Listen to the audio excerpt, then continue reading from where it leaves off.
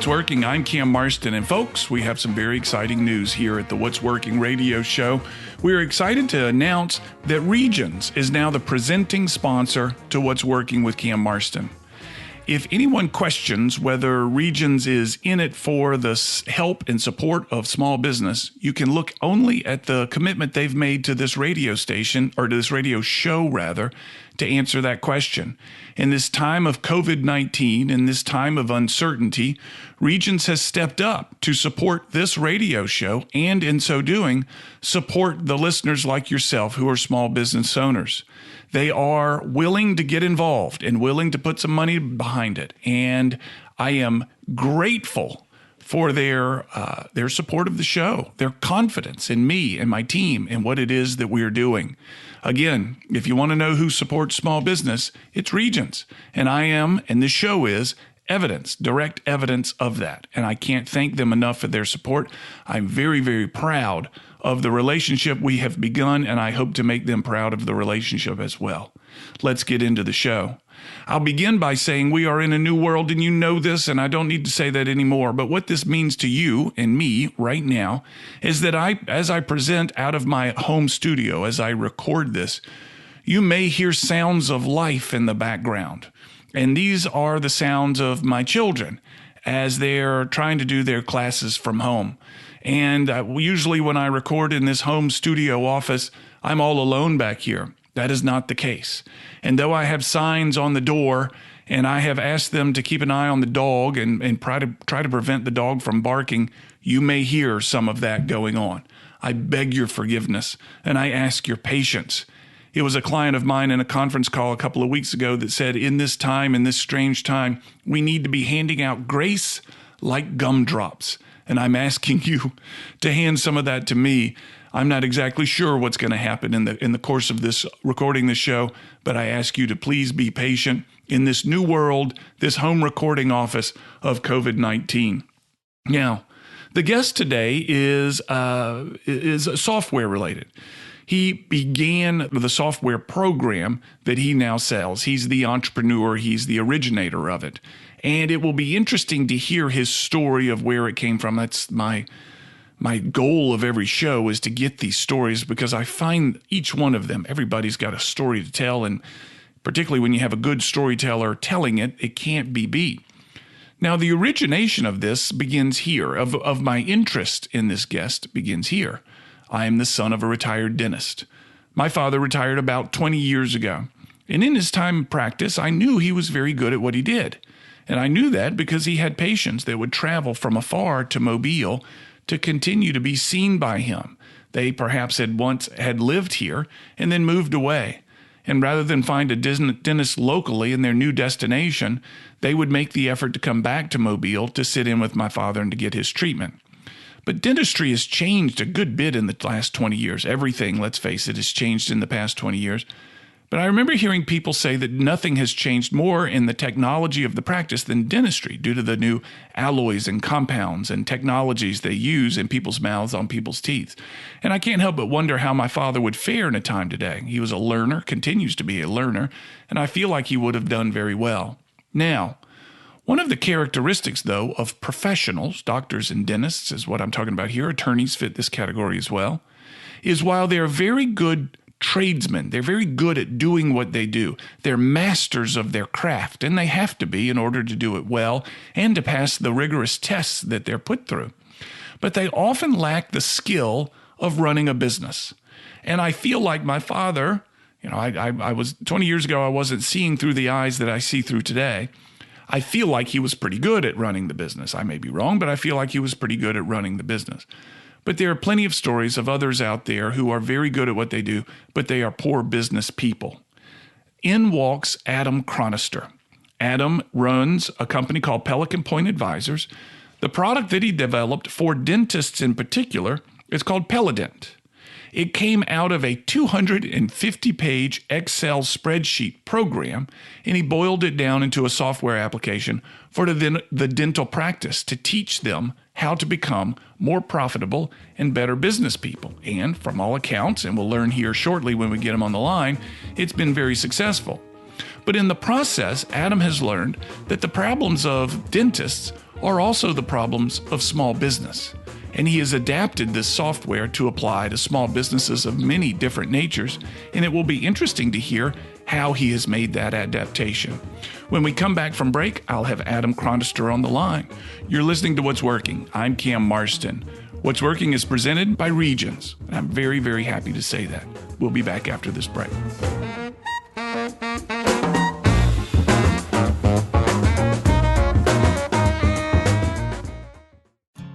Think about how people really see you. The kid at the drive-thru just sees a coffee drinker. Please go forward. Your local barista sees the person who loves a smiley face in their latte. See you next time. It's kind of the same way with insurance. Other insurance companies just see a customer, but a State Farm agent sees more. They see you as a neighbor. Your State Farm agent is here to get to know who you really are, so they can help life go right. Call me, State Farm agent Allison Horner, in Mobile at 666-1616. Hi, this is Cam Marston. If you're struggling with management, motivation, recruiting, and retention in today's generationally diverse workplace, my half-day workshop called Leading Multi-Generational Teams will be helpful to you. It's a leadership development course that teaches leadership skills and management insights for all levels of workplace leadership. I'll be holding a course open to the public on Wednesday, August 26th at the Mobile Chamber and invite you to attend or come with members of your leadership team. Seating is limited to 30 people, so call the Chamber ASAP to get pricing info and to reserve your seats early. This course is one my clients from all over the country have enjoyed and bring me back to deliver time and time again. It's interactive, very fast-paced, and lots of fun. Again, Wednesday, August 26th at the Mobile Chamber of Commerce, or go to whatsworkingcam.com to learn more. Even if we don't meet in person, Regions is still here for you. We make it easier for you to stay informed and in control with online and mobile banking. You can check balances, transfer money, pay bills, deposit checks with Regions Mobile Deposit, and even set up helpful alerts no matter where you are. We're here to make it easier to bank your way. Learn more at regions.com/tools.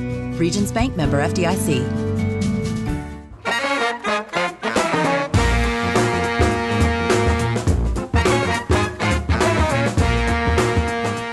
I'm Cam Marston. You're listening to What's Working. What's Working is presented by Regions. On the line with me is Adam Chronister, the founder and CEO of Pelican Point Advisors. One of the products that they create is Pelident, a software program for dentists. And as the son of a dentist, this is very interesting to me to learn how the business has changed and what this software perhaps could have done for my father's practice back in the day. Adam, thank you so much for your time. Welcome to What's Working. Cam, thank you. I'm looking forward to it. So as we talk to one another, I'm in my home office in the COVID-19 office, let's call it, the outpost. As I said in the opening comments before I had you on the line, you may hear sounds of dogs barking and children in the background and things of that nature as they're all doing their classwork over the computer. Tell me what the coronavirus epidemic has done to you. Where are you today? Are you someplace different? How's your business changed? So I'm in my home office as well. So you may hear kids and dogs and everything from my end as well. One of the things that was unique about our business going forward, and it's really been helpful now, is that we outsource a lot of what we did, and we outsource it globally, so all over the world.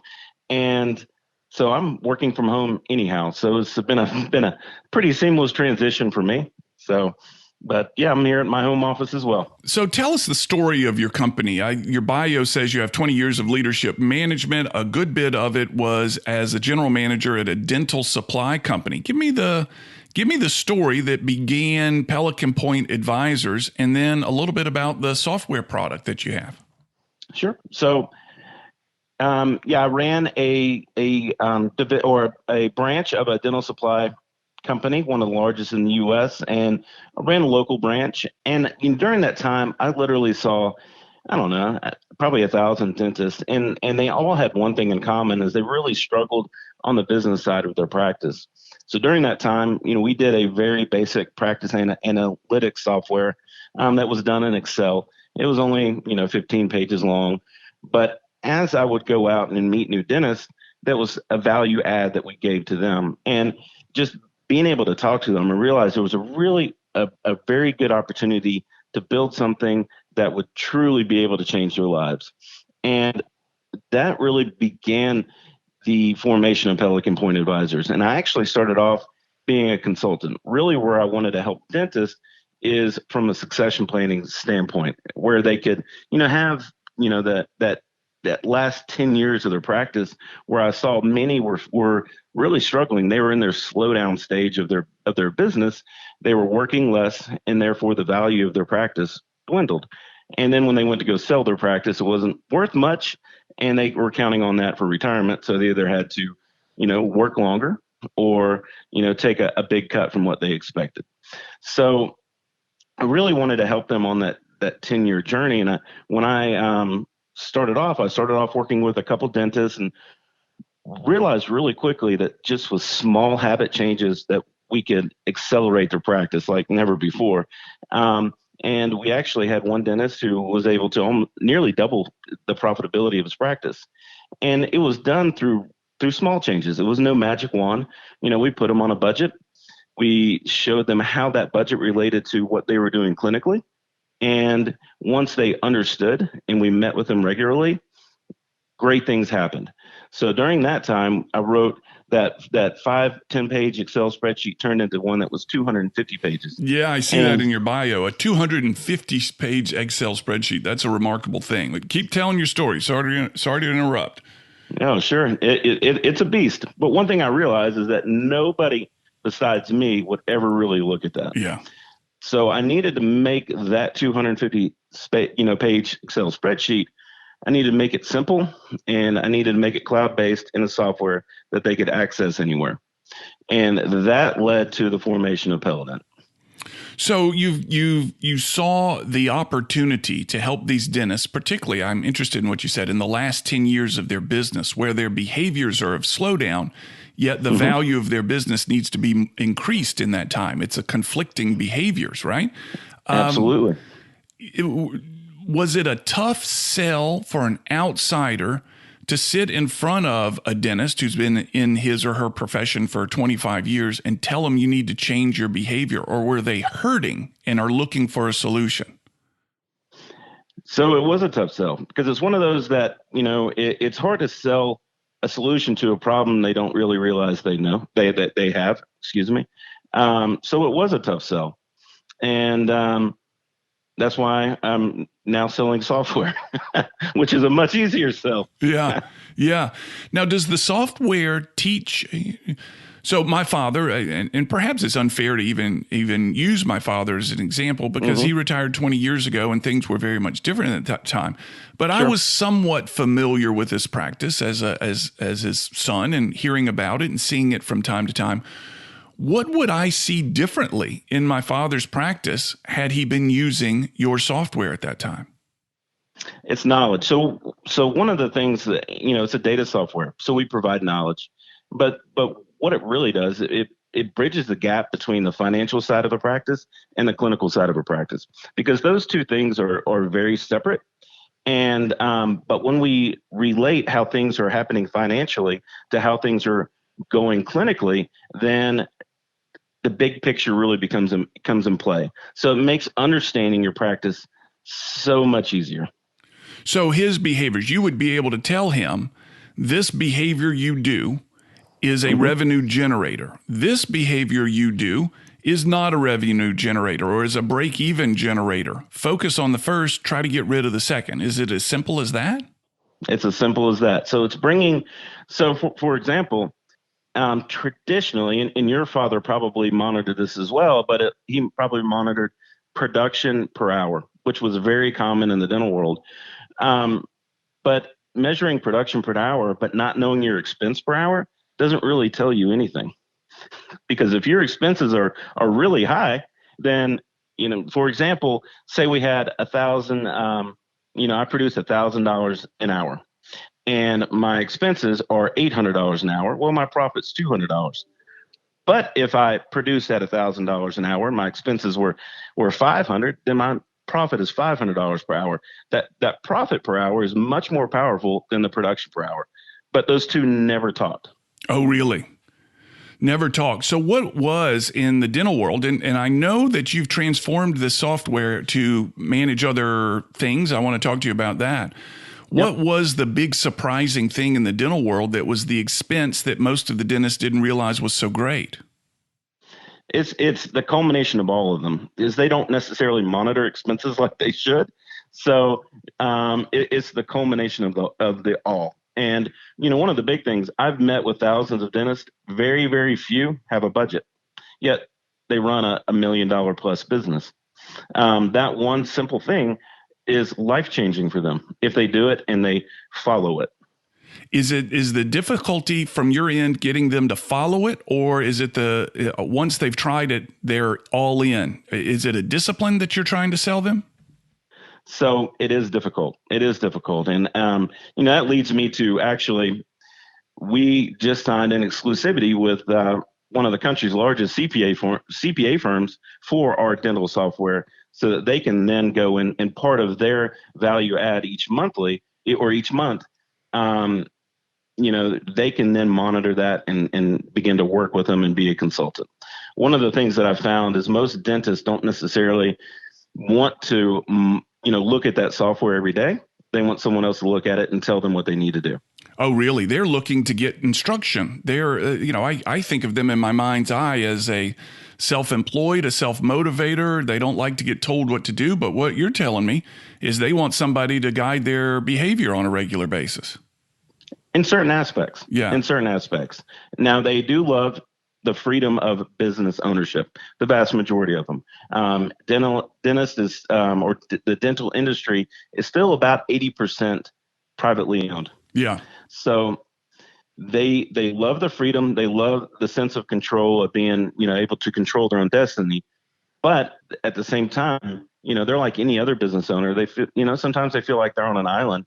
And they need someone, to coach them a little bit. Yeah. And I suspect that the behaviors of the dentists are not unique only to the dentist, that there are other mirror or like professions out there where you've been able to help them identify the expenses, which they don't normally monitor. Did you see parallel opportunities which allowed you to spread this software out? So absolutely. So what dentists faced is almost every small business owner. And we have everybody from nail salons to landscapers to whomever, we have using our platform, because there is that gap between the financial side and the operational side almost uniformly across all business. Yeah. Let's talk a little bit about how you made that jump from being a very niche provider to the dental industry to being able to provide it to other small business owners. I mean, that's a great leap, and I'm sure that your customers were a little bit skeptical of you saying, we've helped dentists, now we can help your nail salon. That seems like a big gap.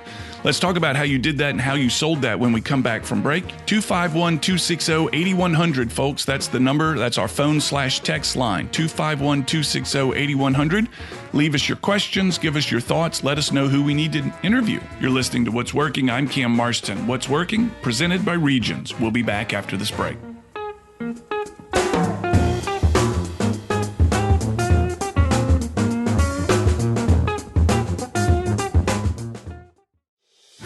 I'm David Nelson, brewmaster and owner of Braided River Brewing.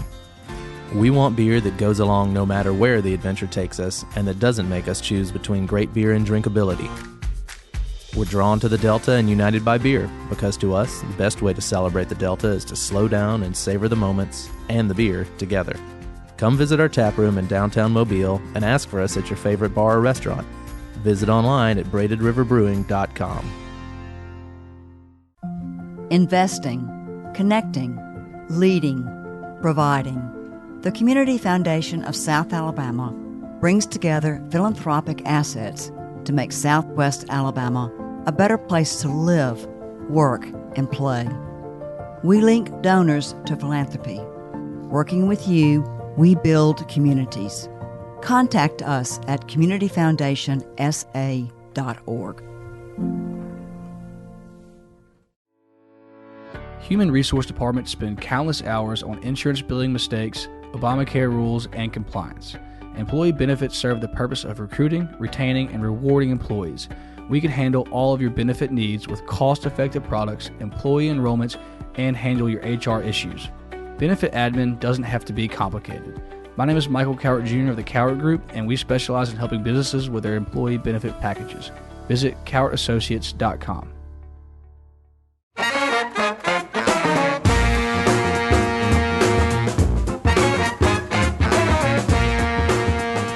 You're listening to What's Working, brought to you by Regions. I'm Cam Marston. On the line with me is Adam Chronister, the founder and CEO of Pelican Point Advisors. They began focusing on, as I understand your story thus far, Adam, the dental industry. Adam comes out a background of wholesale to the dental industry, and as a value add, began giving dentists Excel spreadsheets, helping them understand their business a little bit better. However, it soon became its own platform in the cloud, and now it's branched to other industries. Adam, tell us about this jump you made from serving exclusively the dental profession to small business across the spectrum, I guess. Sure. So one of the things that when we were developing our software, one of the first things we did was a full integration with Quickbooks. So we're able to take all of Quickbooks data, take it from those static P&L reports and balance sheets and general ledgers, and we visualize that in the form of graphs. And on our platform, it's really how it displays is very simple. And one of the things we did is we broke away that portion of the software and realized that any business could use that integration piece. One of the things that and I think this probably goes into kind of my design philosophy when it comes to building software is, number one, we want to create simplicity. Simplicity in, for the user, but to also make the software simple to use. Building a platform that allows for disruption, and then having an adaptable platform. So really having those three design principles made it really easy for me to go from the dental world to the nail salon world. It's the software has got to be only as good as the data that the owner, the professional, enters into it. So you're going to, as much effort as you put in it, you're going to get a greater benefit coming out of it. So one of the burdens on the software user, let's say I'm a small business owner, is to enter the information on a regular basis that will reveal to me, based on what we've talked about, the true expenses of running my business. How do you develop this core discipline in your users to make sure there's a part of me that chooses not to look at some of these expenses because I'd be afraid of what I saw. There's some things that I just say, I kind of like this. I don't need it, whatever the product is, but I like it. So I'm not going to look too hard at that. How do you deal with that? So we work with a lot of CPAs across the country, and CPAs are very vigilant in having that data inputted correctly.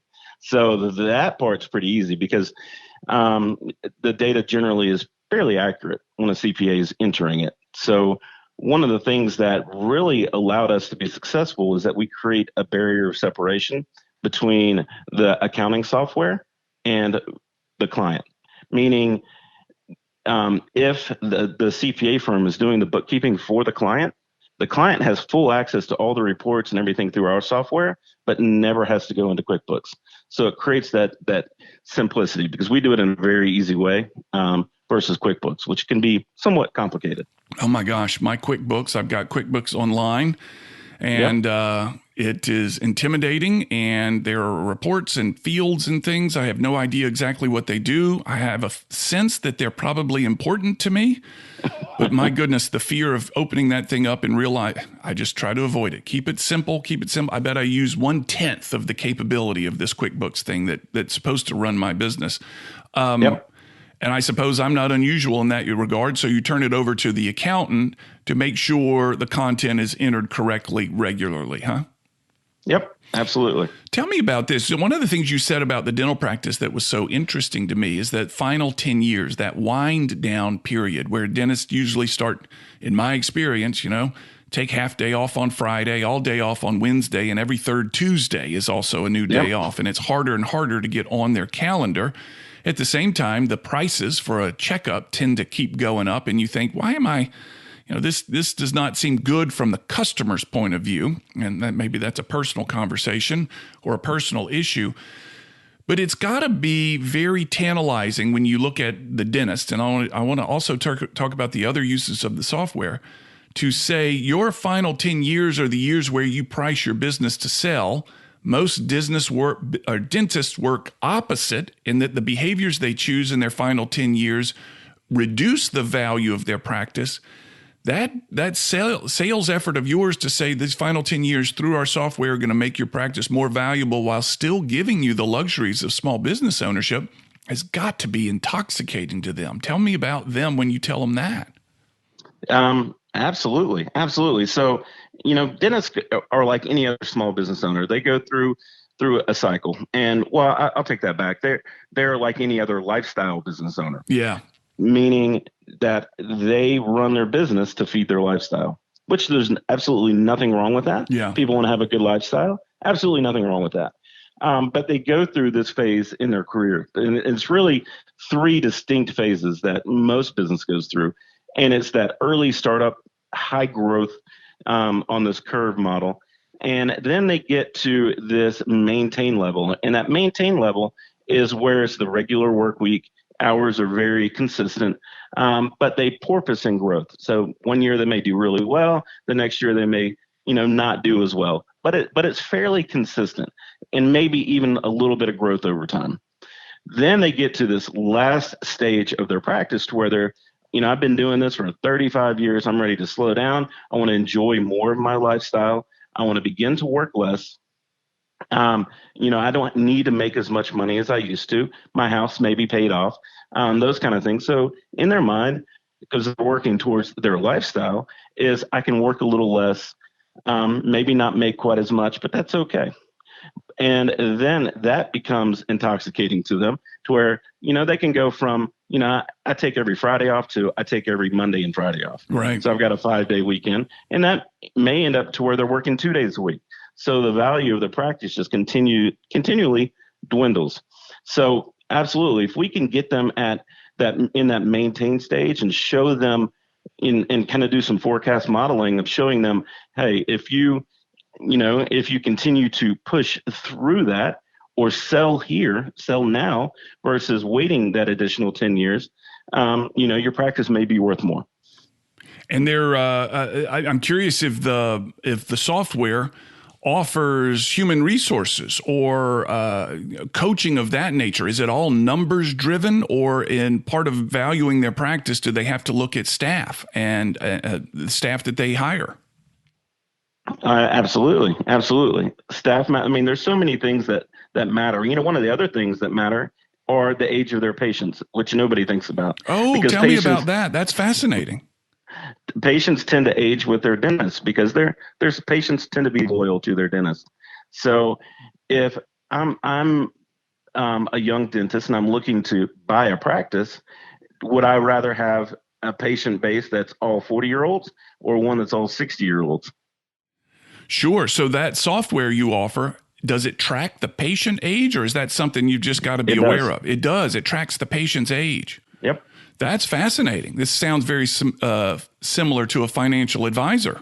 No one wants to buy the practice of a financial advisor whose clients are all in the deaccumulation phase. So there's some parallels there. So how have you transferred this, what sounds like an extraordinarily comprehensive software program, outside of dentistry? You mentioned, for example, hypothetically, a nail salon. What are the big leaps in actually changing the software so that it applied to other small businesses? It was breaking away that QuickBooks side of it and having all that data. And then the way our platform was built, it's easy for us to dive into other niches. So what we kind of did, which is different, is obviously we started in a deep niche, but then we up-niched to the CPA world. And that enables us to then go down into all kinds of different niches. And it's very easy for us to integrate into, other niches and import that data into our platform. Was that a part of the plan when you began Pelident, was to, I'm going to use your terms here, deep niche and then to up niche, or did that become something that landed in your lap along the way? It landed in my lap along the way. It was definitely a pivot. Yeah. And so let me make sure I understand your terms. Deep niche is Pelident for dentists. Up niche is making it available to CPAs to help their dental customers. Yep, absolutely. And to help all customers, all clients. So the CPA firms that are using your software now, are they able to customize it for different types of professions or different types of business? Could I, as a small business owner, go into a CPA firm that utilizes your software and they'd be able to customize it for me? Yes. And you've designed the software so that the quote unquote up niche can customize it as needed. Absolutely. Oh man. So you've not just built a tool, you've given them a tool that helps them build tools. Absolutely. So keep going. There's a shift in the accounting world right now to where they're going, from that traditional hourly bill model to one that's more value add. So in order to be more value added and be more consultative, CPA firms are needing to niche down. So instead of them being, all encompassing for everybody, they are tending to, when it comes to the business side, they tend to niche down into, 5 to 7 different niches. So now it becomes very worthwhile for them, if they're deep into a niche, to build the custom side to, dive into that niche, put on our platform, and it's really easy for them and it makes sense for them now. What other either business or profession has adopted the software to a degree that has surprised you? It was created for dentists. Who else has grabbed onto it in a big way? Franchises are definitely any type of franchise, really. I mentioned nail salon, and the nail salon is, I don't know, it's close to 50 or 60 locations that they have, all across the U.S. I never thought that this software would be used for nail salons, yet it is. So that was a big shock. But we are basically just using the generalized platform we have now. But for those nail salons, they do use a certain type of practice management software that we are we're in the beginning stages of integrating with that. And then once we integrate with that software, it's the largest software in the spa space. It opens up a lot of other avenues for that CPA firm. When we come back from break, I want to talk to you about the mindset that you had to have of first developing something, or do you have a software background? If you do, it's not in your bio that's in front of me. How you had to learn that. And then there's also a mindset of taking your baby, this software program, and letting other people start working on it. And it would seem to me the mindset of an entrepreneur, which you are, is, no, this is my baby, I'm going to protect it. How you had to open it up to criticism and allowing other people to begin tinkering with it to make it what it is today. So, folks, I'm on the line with Adam Chronister. He's the founder of Pelican Point Advisors. You're listening to What's Working, presented by Regions. I'm Cam Marston, and we'll be right back.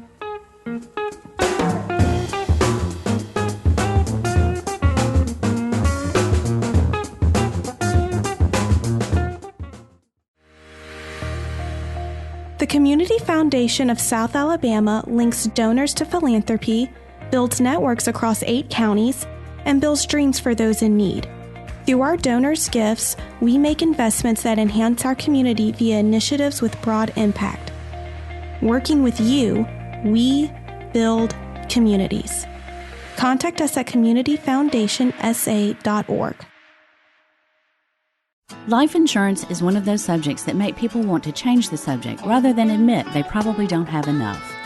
I'm State Farm agent Allison Horner, and that's why I focus on how the benefits of life insurance actually live on by asking people to think in terms of life without having to sell the house insurance, or life without having to give up college insurance.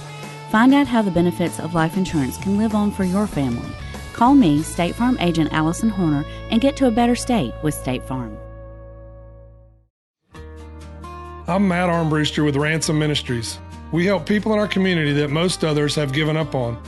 Please donate your unwanted electronics to Ransom Recycling We teach life skills, job readiness, and job creation through our electronic recycling program. We take anything with a cord. Find us at ransomministries.com, or you can call us at 251-751-0044.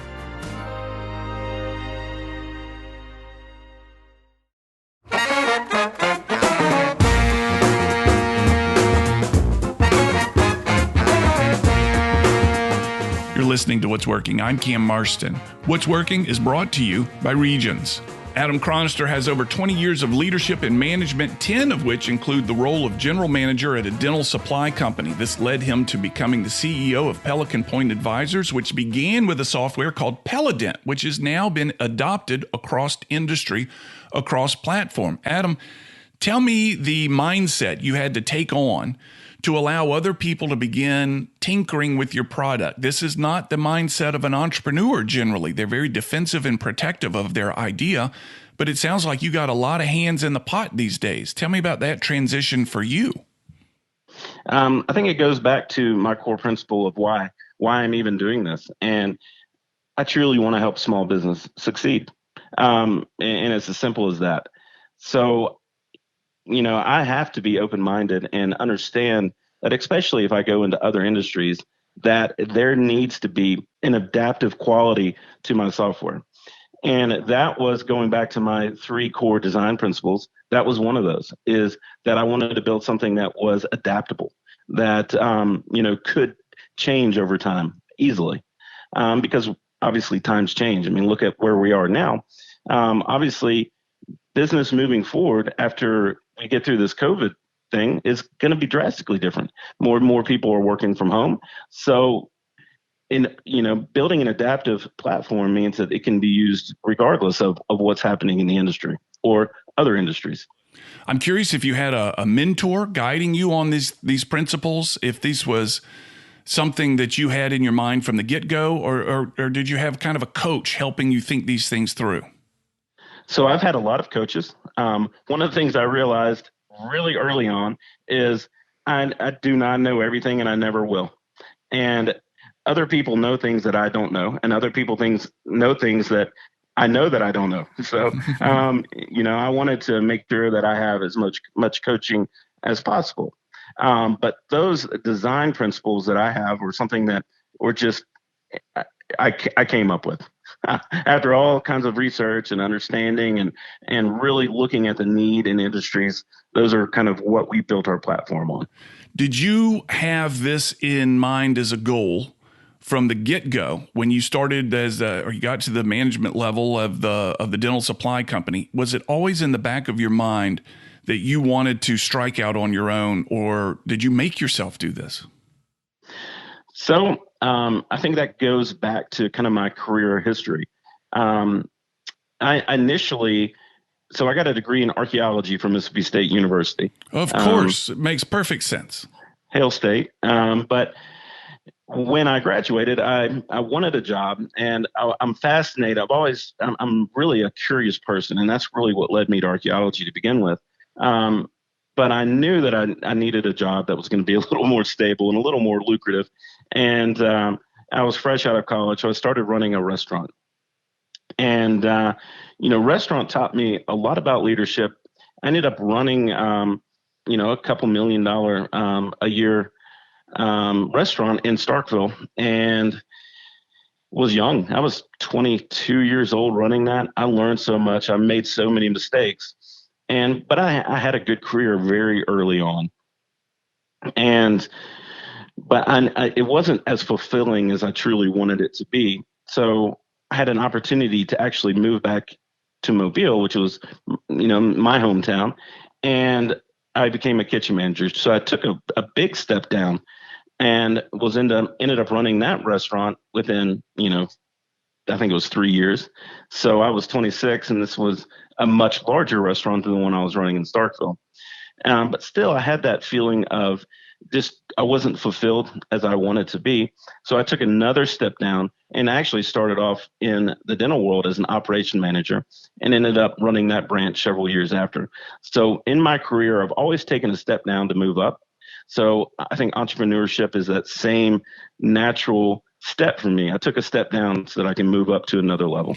Who was in your ear at the time, Adam, telling you to take a step down so that you could move up? Was this a decision you made, or did you have a coach helping you make those decisions?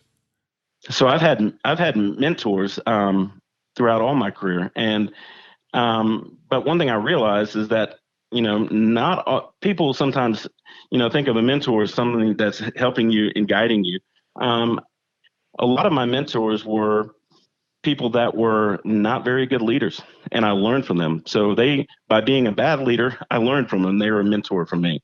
So I've always tried to, really improve, my leadership abilities and those kind of things just through observation of what's around me. Yeah. So they weren't officially, quote unquote, a mentor, but you were observing them and saying, I don't want to do that, or I don't want to be like that. Is that correct? That's correct. It's the ambition of young people, and I think it's not young people today. It's the ambition of young people to always want to be moving up. It was a very mature decision of you to take a position stepping down in order to move up. And, that's remarkable. I'm quite frankly impressed with your decision to do that. It's hard to find somebody in the beginning of their career willing to make those decisions. And it obviously has worked out for you. I'm curious, as you look to the future now, when is the next position that you're going to step down to move up, or is that all in the background? I don't know. We'll have to see. You can't predict where it'll be, can you? I can't. Right now I'm pouring all my energy into making this, a real game changer in the business world. Yeah. Now, is your goal for QuickBooks to come in and buy, I guess is Intuit to come in and snatch this thing up? What is the end game for you? I want to help as many small business owners as I can until, if QuickBooks were to come in and offer me some ridiculous sum, I'd probably entertain it. But I'm not one of those that's going to go out and try to chase a buyout. If the buyout comes, then we'll deal with it at the time. Yeah. Now, one of the characteristics of entrepreneurs, and I see this in my work when I work with entrepreneur companies, and in fact had an experience recently locally that I think is a reflection of what I'm about to talk about, is they don't know when to stop. They don't know when to get out. They don't know when to turn it over. Now, we'll go back to my father, and I don't think I'm saying anything wrong here. When he sold his practice, he stayed with the guy he sold it to until he said to himself, I'm not helping here anymore. I'm perhaps getting in the way, and made a very, I think, mature decision to shake the guy that bought his practice's hand and said, I'm done here. I can't help you anymore. In fact, I'm becoming a burden to you. And he left. But it's so many entrepreneurs, particularly this one business in the forefront of my mind right now, where the creator of the business sticks around too long and causes problems, is unwilling to let it go. Tell me, for you, when you'll know that it's time for you to step away. That's a hard question to answer. Yeah, it is. It is. Because entrepreneur, we spend so much time, so much of our, mental energy in building something that, we all feel that we have to continually spend that mental energy, that mental time, continuing to develop it and to make it better. I'm not going to sit here and say that I'm the best leader on this planet to be able to run the software, but I'm the best one right now. And,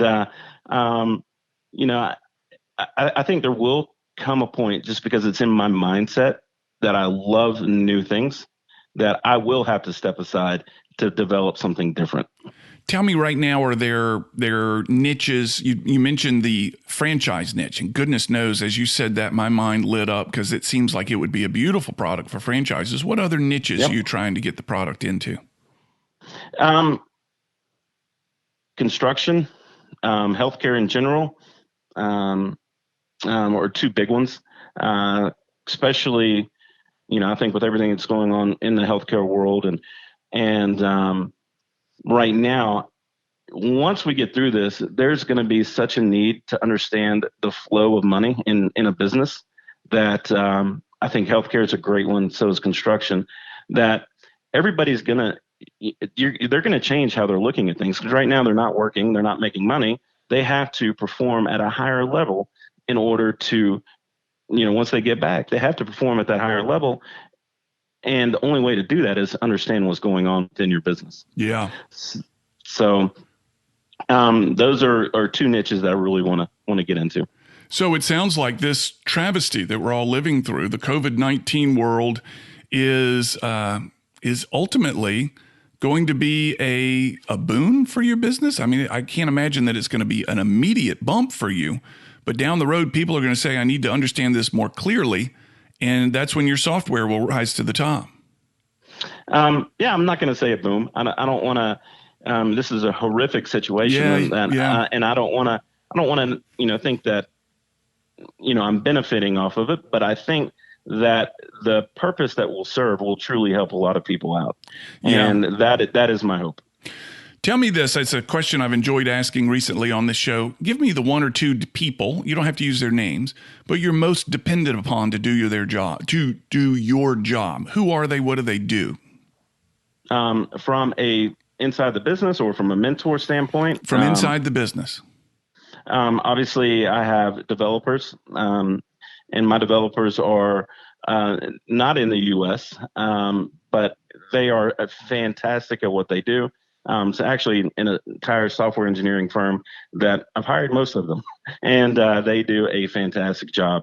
Matter of fact, we're working on modules now that are really going to be a huge game changer when we launch it, and we're going to launch it probably in the next couple of weeks. That this portion of the software, and I rely heavily on them, as well as IT support and marketing support. I rely heavily on that as well. Are any of these people local to Mobile?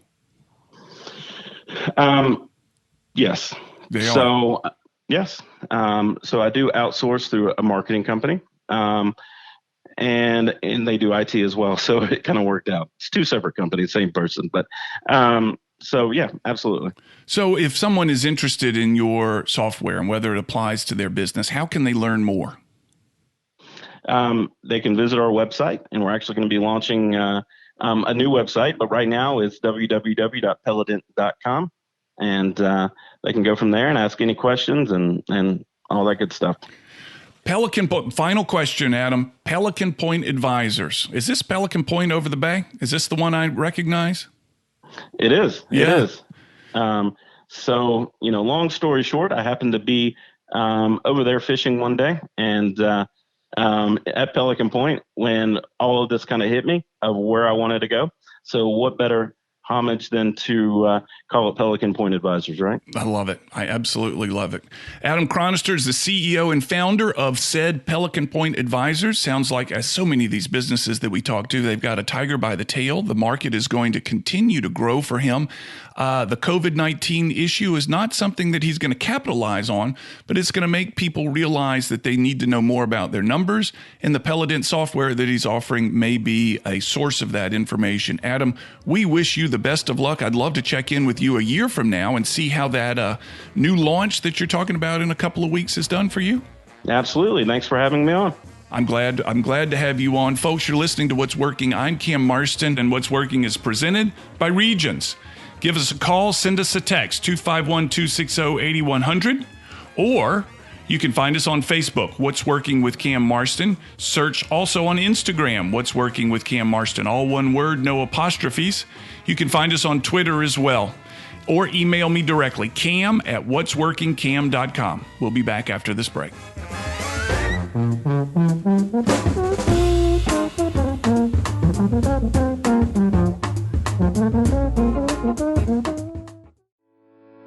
Do you sometimes wonder about different money topics, but struggle to find the answers?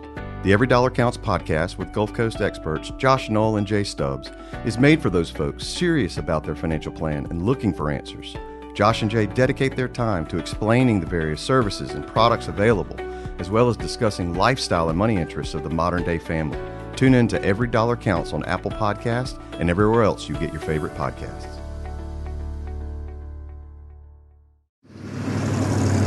That's the sound of rush hour. Hello, recess. Mom! Work from home is a lot of work. Even though we're a little further apart right now, we're still in this together. Regions is donating this ad to local food banks. to shine a light on them as they feed our neighbors in need. Learn how you can help or get help at regions.com/foodbank. Regions Bank, member FDIC. What's Working with Cam Marston is brought to you by Stella Artois Beer. Stella Artois is a perfect beer for celebration. Nothing caps off a big sale, hitting your incentive goals, or a profitable quarter like a round of Stella's. Brewed first in 1708 as a special Christmas brew, today Stella is a gift for everyone to enjoy year-round. Stella Artois. Find it wherever fine beer is sold.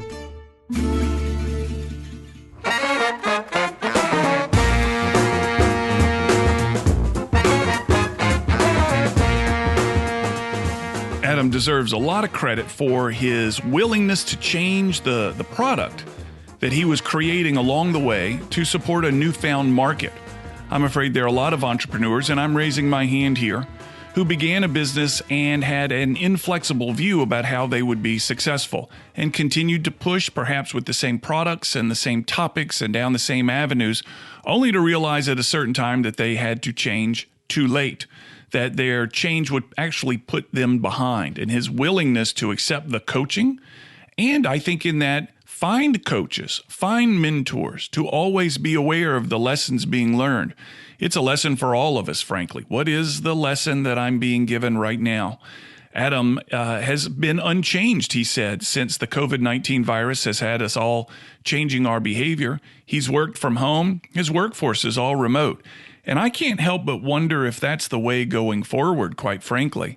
If the new normal that we're experiencing now does indeed become the new normal after the crisis is over, that people realize that they're spending too much on overhead, that their remote workforce does just as well without spending all the money on overhead.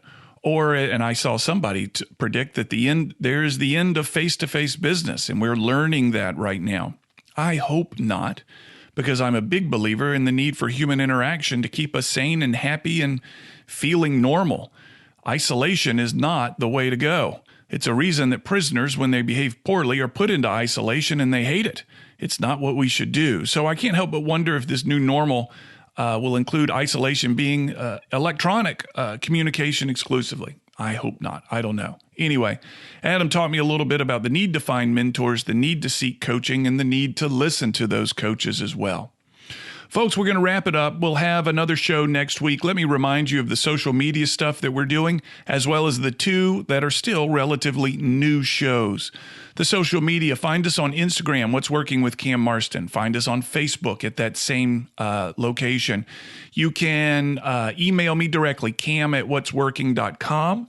You can find this podcast at cammarston.com, where you can hear all the previous shows as well as the new live ones. Let's talk about the live ones. 1 o'clock on Tuesdays and Thursdays. They're live, broadcast out of the 106.5 studios, and then we immediately archive them or set them up as podcasts. If you want to listen to some of our guests, that's the place to do it. It's exciting and new times for this show. I appreciate everyone's support and all the emails, the texts, and everything. They're all valuable. Folks, do your best to have a good week. We'll see you next week.